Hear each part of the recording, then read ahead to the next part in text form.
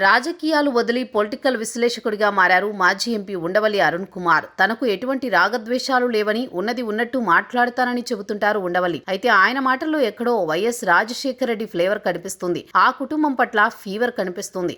అదే సమయంలో చంద్రబాబు పట్ల వ్యతిరేకత వ్యక్తమవుతుంది. ఇది చాలా సందర్భాల్లో చూశాం కూడా. 2014-19 మధ్య విశ్లేషకుడిగా అవతారమెత్తారు ఉండవల్లి. చంద్రబాబు సర్కార్ విధానాలను తప్పు పట్టేవారు. కానీ 2019 నుంచి 2024 మధ్య మాత్రం జగన్ సర్కార్ వైఫల్యాలను ఆ స్థాయిలో ఎత్తి చూపలేదు. జగన్మోహన్ రెడ్డిని సుతిమెత్తగా విమర్శిస్తూ చంద్రబాబు విషయానికొస్తే మాత్రం గట్టి ఉదాహరణలతోనే విమర్శలు చేస్తుంటారు. తాజాగా మీడియా ముందుకొచ్చిన ఉండవల్లి జగన్మోహన్ రెడ్డిని కక్ష సాధింపులు వద్దు అని చెప్పారని గుర్తు చేసుకున్నారు. ధైర్యం ఉంటే నేతలను అరెస్ట్ చేసుకోండి, కానీ అధికారులను బాధ్యులను చేస్తారు ఎందుకని ప్రశ్నించారు. సీనియర్ ఐపీఎస్ అధికారి పిఎస్ఆర్ ఆంజనేయులను వెనకేసుకొచ్చారు. ఆయన చాలా నిజాయితీపరుడంటూ చెప్పుకొచ్చారు. చంద్రబాబు సర్కార్లో సైతం ఎస్పీగా పనిచేశారని, అవినీతి ఉక్కుపాదంతో అణిచివేశారని గుర్తు చేసుకున్నారు. వైఎస్ రాజశేఖర రెడ్డి హయాంలో కీలక బాధ్యతలు కూడా చేపట్టారని చెప్పుకొచ్చారు. ఇక్కడి వరకు ఓకే, కానీ గత 5 ఏళ్లలో వైఎస్ఆర్ కాంగ్రెస్ పాలనలో ఇదే పిఎస్ఆర్ ఆంజనేయులు ప్రభుత్వ పెద్దల ఆదేశాలను పాటిస్తూ రాజకీయ ప్రత్యర్థులను కేసులతో వేధించినప్పుడు ఉండవల్లి అరుణ్ కుమార్ ఎందుకు సలహా ఇవ్వలేదన్నది ఇప్పుడు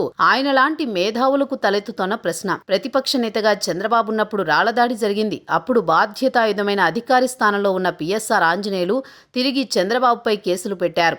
టీడీపీ నేతలను జైల్లోకి పంపించారు. అప్పట్లో కీలక అధికారిగా ఉన్న పిఎస్ఆర్ పాత్ర కీలకం. కానీ అప్పట్లో ఉండవల్లి ఎటువంటి ప్రకటన చేయలేదు, విశ్లేషణలు చేయలేదు. అంతెందుకు పిఎస్ఆర్ ఆంజనేయులు అరెస్టు జరిగి రోజులు గడుస్తోంది. కానీ ఒక్క వైసీపీ నేత కూడా ఆయన్ను తప్పు చేయలేదని చెప్పలేదు. ఉండవల్లి కూడా చెప్పడం లేదు. ఆయనకు జైల్లో పెట్టారని తెగ బాధపడిపోతున్నారు.